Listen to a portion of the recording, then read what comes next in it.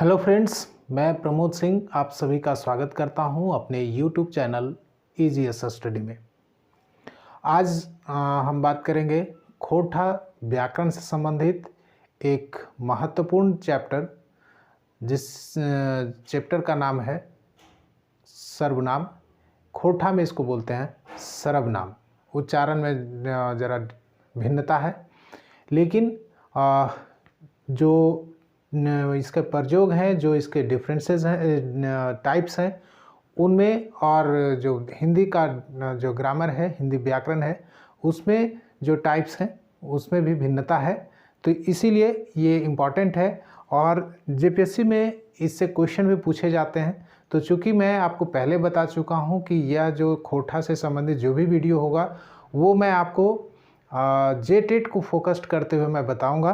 तो जे टेट में आपसे जो क्वेश्चन पूछे जाएंगे उसी पर फोकस्ड रह करके मैं यहाँ आपको बताने जा रहा हूँ। ध्यान देंगे, यदि एक बार इसको ध्यान से समझ जाएंगे तो कुछ नहीं है, बस सिर्फ ध्यान रखना है कि जो मैं बता रहा हूँ और जो मैं नाम बता रहा हूँ उसका नाम का मतलब समझने का प्रयास कीजिएगा। ज़्यादातर तो जो यहाँ क्वेश्चन पूछे जाने की संभावना है वो क्वेश्चन कैसे पूछा जाएगा, जैसे खोटा में सर्वनाम के कई गो भेद है। ठीक है, पहला क्वेश्चन हुआ। दूसरा में किसी एक का नाम दे देगा, एक एग्जाम्पल का नाम दे देगा, जैसे ईटा। ईटा कौन सर्वनाम के शब्द है? ठीक है, कौन सर्वनाम के कौन से भेद के शब्द है ईटा? ठीक है, या ओखनी के, या तोहनी। तोहनी के जो शब्द है वह सर्वनाम का कौन सा शब्द है? खोटा का किस भेद का नाम, किस भेद का उदाहरण है? ठीक है, इस तरह से प्रश्न पूछे जा सकते हैं। तो आइए देखते हैं खोटा में सर्वनाम को। ठीक है, सबसे पहले देखते हैं खोटा में सर्वनाम का जो डिफिनीशन है। तो खोटा में ज़्यादातर आपको मैं शुरू में ही, जब मैं वीडियो क्लास दे रहा था खोटा का, शुरुआत में ही मैं आपको बताया था कि यदि आप खोटा का व्याकरण समझना चाह रहे हैं तो एक बार जो हिंदी व्याकरण है उसको आप एक बार ज़रूर पढ़ लें, और वो यदि आपका कंप्लीट है तो खोटा जो ग्रामर है, व्याकरण है, वो आपको समझ लीजिए 50% आपको आ गया। ठीक है, चलिए देखते हैं क्यों मैंने ऐसा कहा। तो खोटा सर्वनाम के बारे में देखते हैं। जो मैं लिखा हूँ बोर्ड पर उसको मैं आपको पढ़ता हूँ, उसके बाद मैं आपको बताता हूँ इसका मतलब। ठीक है, खोटा सर्वनाम, खोटा व्याकरण में सर्वनाम ओकरा कहल जा है जे शब्द संज्ञा के जगह या बदले में प्रयोग करल जा है या बदले में आओ है ना। मतलब है कि खोटा उस शब्द को कहा सर्वनाम उस शब्द को कहा जाता है जो संज्ञा के बदले में आता है। ये हम लोग हिंदी ग्रामर में भी पढ़ चुके हैं, यहाँ भी वही चीज़ है।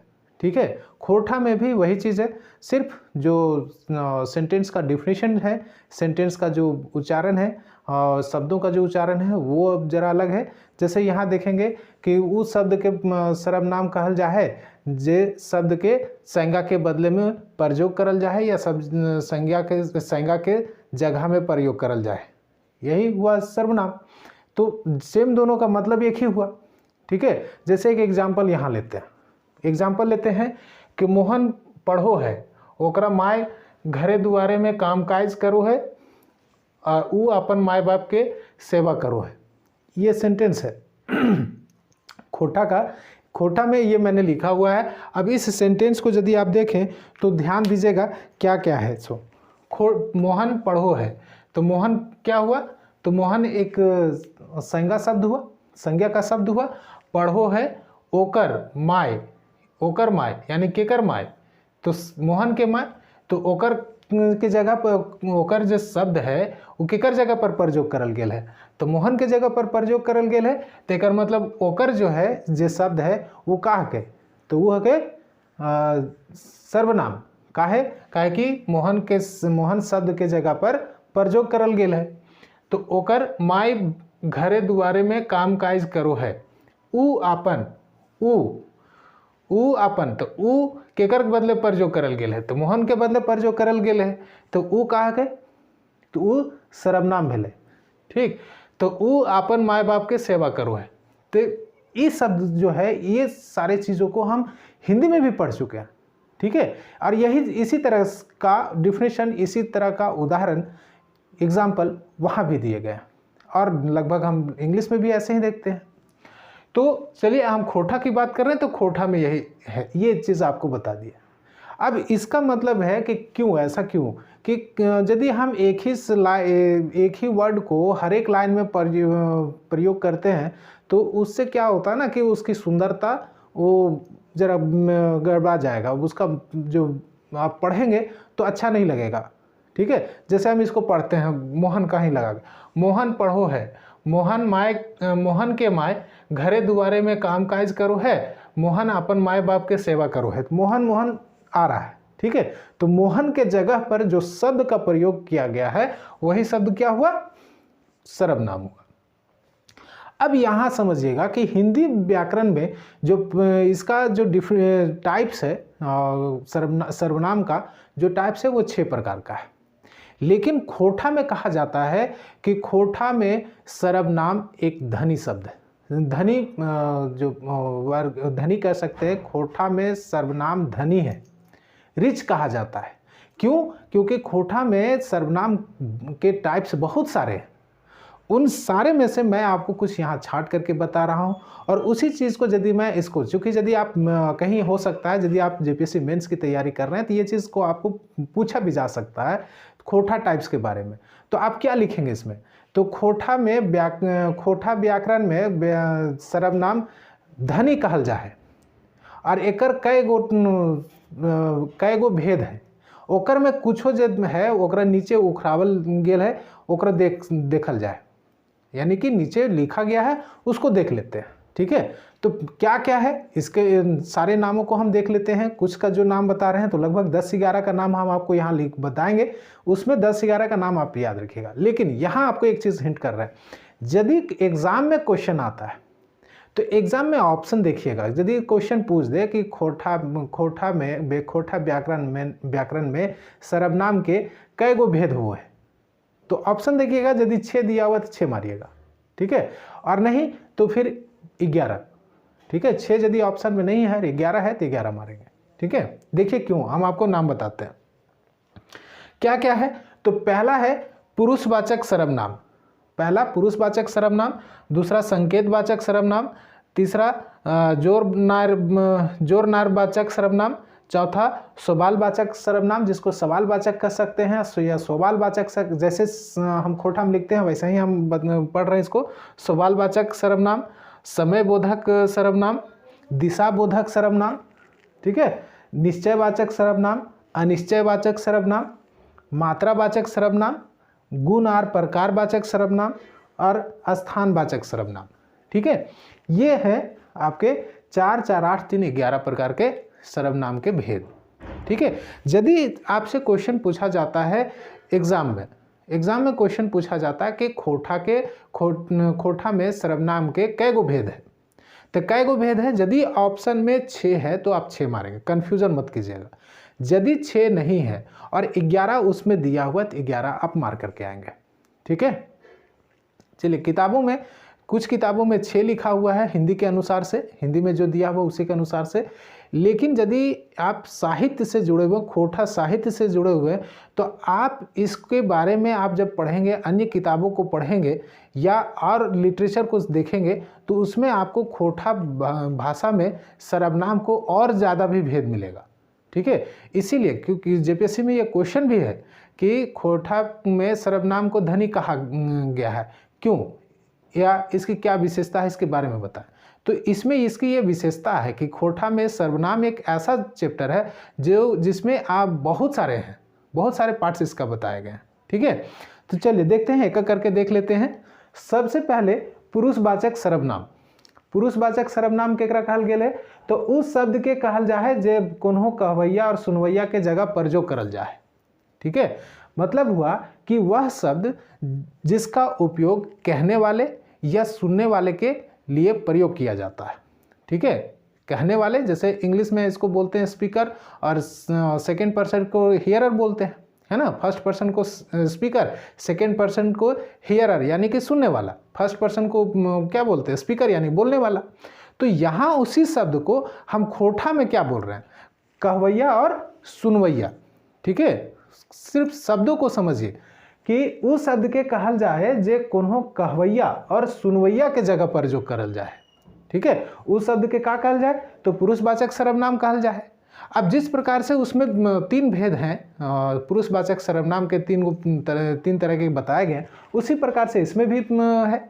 तो उत्तम पुरुष, मध्यम पुरुष, अन्य पुरुष, जिसको कि हम बोल सकते हैं first person, second person, third person. Singular और प्लूरल होता है, तो यहाँ एक वचन और बहुवचन किए हुए हैं। अब देखिए यहाँ के शब्द को पकड़िएगा, ठीक है, यहाँ शब्द को पकड़िएगा। एक वचन उत्तम पुरुष में क्या है तो हम, या इसको हम बोलते हैं, मैं जैसे हम बोलते हैं आई, जिसको हम किए हुए हैं इंग्लिश ग्रामर में, आई को खोटा में हम या हम बोलते हैं। हम जैबो, ऐसे करके जब बोलते हैं हम जैबो, हम पटना जैबो, या हम काल घर जैबो, ऐसे करके बोलते हैं, तो हम यानी कि मैं के लिए यूज़ किया गया, हम जो शब्द है मेरे लिए यानी कि मेरा जो नाम है उसके लिए यूज़ किया गया, तो यह शब्द क्या होगा, सर्वनाम होगा, ठीक है, सर्वनाम होगा। कौन सा तो एक वचन का। यदि इसी को हम प्रयोग करें बहुवचन में तो इसमें कहा जाएगा हमनी, हमीन या हमनी, हमीन या हमनी। अब इसमें क्या कभी कभी क्या होता है कि कारक का प्रयोग किया जाता है। तो जैसे हम एक एग्जाम्पल आपको बता रहे हैं खोटा का, हमनी सब कल बाजार घूमेल जेबै, हमनी सब या हमनिक, ये ऐसे करके बोला जाता है, ठीक है। तो वो कारक विभक्ति का जब कारक आपको बताएंगे तब इसके बारे में और विशेष चर्चा करेंगे। लेकिन यहाँ आप समझ लीजिए सेकंड जो बहुवचन है फर्स्ट पर्सन का, वो यानी कि उत्तम पुरुष का बहुवचन है वो हमीन या हमनी, ठीक है। अब आते हैं सेकंड पर्सन का सिंगुलर नंबर में, यानी कि मध्यम पुरुष का एक वचन में। मध्यम पुरुष का एक वचन में होता है तोय, तोय या तू भी बोलते हैं, तू भी बोलते हैं कई जगह पर तू, जैसे इचाक के क्षेत्र में तू कहाँ जाही, ऐसे करके बोलते हैं। तो यदि आप रामगढ़ के क्षेत्र में तो तोय बोलते हैं, ठीक है, तुमको तोय बोलते हैं, ठीक है, ऐसा अलग मत समझिएगा। अब या तोर बोलते हैं, जैसे तोर घर कहाँ हो, तोर घर कहाँ हो, ऐसे करके बोलते हैं ना। तो तोर घर कहाँ हो तो तुम्हारा घर कहाँ है ये पूछते हैं, तो तुम्हारा घर कहाँ है इसको खोटा में बोलते हैं तोर घर कहाँ हो। तो तोर घर कहाँ हो तो तोर किसके लिए आया, तुम्हारे के लिए, और तुम्हारा किसके लिए आता है तो किसी व्यक्ति के लिए बोलते हैं, किसी नाम के लिए हम तोर शब्द का यूज़ कर रहे हैं, तो वो सर्वनाम हुआ, ठीक है। कौन सा पर्सन तो सेकेंड पर्सन के एक वचन। अब यदि इसी को पुरुष बहुवचन बनाए तो तोहनिक, तोहनी, ठीक है, तोहनी या तोहर। उसके बाद आते हैं अन्य पुरुष में, जिसको थर्ड पर्सन बोलते हैं। अन्य पुरुष में आए तो अन्य पुरुष का बहु सिंगुलर जो है यानी कि एक वचन जो है वो है ई या ऊ, ई, ऊ।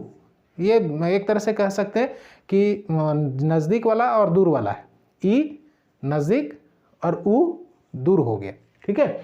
उसके बाद बहुवचन एकर, ओकर, एकर या ओकर या ओखनिक। अब यहाँ ज़्यादातर इस शब्द का बहुवचन वाला जो शब्द है इसमें विभक्ति लगता है और विभक्ति के साथ इसका ज़्यादातर यूज़ किया जाता है। जैसे ओखनिके, ओखनिक, जैसे या ओकरिन, ऐसे करके बोलते हैं खोटा में ओकरिन, या अब एकर या एकरिन, एकरिन के अब मार घटल है, ऐसे करके बोलते हैं एकरिन के अब मार घटल है। तो एकरिन जो वर्ड यूज़ किया जाता है वो बहुवचन के लिए यूज़ किया जाता है। तो एकरिन जो है वो संबंध वाचक में यूज़ किया जाता है, संबंध वाचक इसको कारक विभक्ति लगाया जाता है तब इसका यूज़ किया जाता है, वो हम आगे बताएंगे। लेकिन अभी फ़िलहाल अभी इसको याद रखिए। और जो हम आपको बता रहे हैं संबंधवाचक वो ज़्यादा इम्पॉर्टेंट नहीं है जेटेट की दृष्टि से, वो उसके ऊपर वाले के लिए है, यानी कि खास करके जेपीएससी के लिए। तो वहाँ हमको जाना है नहीं, लेकिन इतना आपको बता रहे हैं कि डायरेक्ट ये शब्द यूज़ बहुत कम होता है, ठीक है। अब आते हैं दूसरा जो नेक्स्ट जो टाइप्स है खोटा का, उसका नाम है संकेतवाचक। अब संकेतवाचक क्या है तो वो शब्द जेकर प्रयोग संकेत के या इशारा के रूप में करल जा है, ठीक है, इशारा के रूप में करल जा है, ओकरा संकेतवाचक सर्वनाम कहल जा है। देखते हैं क्या है इसका डिफिनेशन देख लेते हैं एक बार। जोन शब्द से कोनो चीज वस्तु के इशारा कर के बतवल जा है उस शब्द के संकेतवाचक सर्वनाम कहल जा है। ठीक है, यानी कि वह शब्द जो किसी वस्तु या किसी चीज को इशारा करके हम बताते हैं वह शब्द जो है वो कहलाएगा संकेतवाचक सर्वनाम। वह जो शब्द होगा वो क्या कहलाएगा? संकेतवाचक सर्वनाम। अब इसमें क्या होता है, जैसे हम बोले, जैसे मान के चलिए ये मेरा मोबाइल है, ठीक है, ये मेरा मोबाइल है, तो इसके लिए ई हमर मोबाइल है, तो ई बोल लेना, ई क्या हुआ, इसके लिए संकेत किए ई हमर मोबाइल है। तो ऐसे करके जब बोलते हैं या ई हमर किताब है, तो इस तरह का जब हम बोलते हैं तो उसमें संकेत है। ठीक है, ई इशारा करते हैं, संकेत करते हैं। तो ई जब बोले या ऊ बोलते हैं तो ऐसे शब्द जो संकेत के रूप में किसी शब्द वस्तु या किसी शब्द के लिए यूज़ किए जाते हैं, किसी वस्तु या किसी चीज़ के लिए उपयोग किया जाता है जिसका एक नाम है, ठीक है, तो उसके लिए उसको कहा जाता है संकेतवाचक सर्वनाम। अब संकेतवाचक सर्वनाम के भी दो गो भेद है। संकेतवाचक सर्वनाम का भी दो भेद है खोरठा में। अब संकेतवाचक सर्वनाम के दो गो भेद है, तो उसमें कौन कौन है? तो पहला हुआ नज़दीकवाचक, ठीक है, नज़दीकवाचक, और दूसरा हुआ दूरवाचक। एकदम आप अपने से समझिए, नज़दीकवाचक नज़दीक वाला चीज़ को दिखाने के लिए जो यूज़ करते हैं, और जो दूर के चीज़ों के लिए, दूर के वस्तुओं के लिए दिखाने के लिए उस जो शब्द का प्रयोग करते हैं वो हुआ दूरवाचक। ठीक है, अपने से इसको समझने का प्रयास कीजिए, कुछ नहीं है, बस यहाँ तक यदि आपको बताए तो आपको क्या लगा कि टफ है? बहुत आसान है, बस सिर्फ ध्यान में रखना है, कोई इसमें टफ कुछ नहीं है। First person, second person, third person तो हम लोग कई बार पढ़े हैं, अंग्रेजी पढ़ते हैं, हिंदी पढ़ते हैं इसके बारे में। बस यहाँ सिर्फ है कि क्या हम खोटा पकड़ना है, आई को हम या हम बोलते हैं, वी को हम नहीं बोलते हैं या हमिन बोलते हैं, तुम के क्या बोलते हैं, तोय या तोर या तू, ये भी बोलते हैं। ठीक है, उसके बाद फिर यदि इसका बहुवचन आए तो तोहनी या तोहर। ठीक है, उसके बाद अन्य पुरुष जाता है ई या ऊ, या उसके बाद फिर ओखनिक, ठीक है, या ओकर। ऐसे करके इस सारी चीज़ों को आप याद कर सकते हैं। अब इसके बाद जो अन्य जो पार्ट्स हैं, जैसे दो आपको बताए, उसके बाद 9 बच गए। 9 जो टाइप्स हैं वो और नेक्स्ट वीडियो में आपको बताएंगे। मिलते हैं इसके अगले वीडियो में, खोटा के अगले वीडियो में, और आपको बताएंगे इससे आगे के टाइप्स को। आप सभी का धन्यवाद। Thank you for watching.